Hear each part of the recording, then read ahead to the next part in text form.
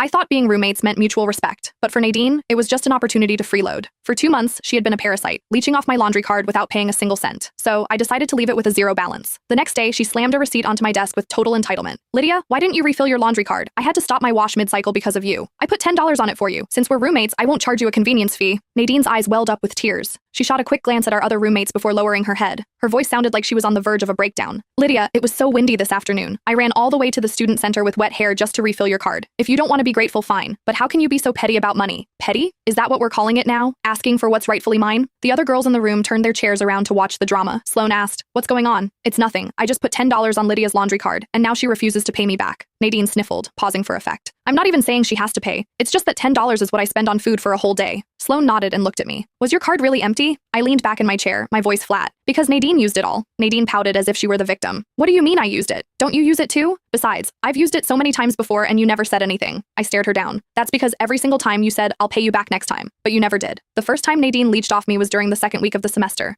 I had just finished my laundry when she happened to walk in. "Lydia, my card is empty. Can I borrow yours? I'll refill mine tomorrow and Venmo you." I said sure and handed it over. The next day, she didn't mention it. I didn't bring it up either. Then came the third time, the fourth, the fifth. Her "can I borrow it?" turned into "just let me scan yours, I'll get you later." But later never came. One time, I came back from class and she just held her hand out while sitting on her bed. "Give me the card. I need to do laundry." I asked if she had sent me the money yet. She froze for a second, then laughed. "Don't you still have plenty of credits on there? It's not like it's hard cash. Why are you being so calculated?" 02. Seeing that even Sloane, the easiest person to talk to, wasn't helping her, Nadine grew desperate. The other roommates were still watching. With red eyes, Nadine crumpled the receipt into a ball and threw it into the trash. "Enough, Lydia. I actually thought you were a good person. Turns out you're just like every other shallow rich girl. Fine, keep your $10. I don't even want it." She stormed out, slamming the door. She made it look like I was the villain and she was the tragic victim. I didn't care to chase her. $400 wasn't a life-changing amount for me. If that's what it cost to get some peace and quiet, so be it. However, after my gym class the next day, I got a text from the dean of students. He wanted to see me in his office. When I walked in, Dean Miller was leaning back in his chair, looking at me with a strange expression. "Did you have a conflict with Nadine in the dorms?" Before I could even respond, he kept talking. "Lydia, you're the class president. You need to lead by example. Support your classmates, foster unity. I shouldn't have to teach you this." I stood there, knowing exactly what had happened. Nadine had filed a complaint. I played dumb. "Sir, I'm not sure what you mean. Are you referring to the fact that I asked Nadine to pay back the money she borrowed?" The dean took a sip of water.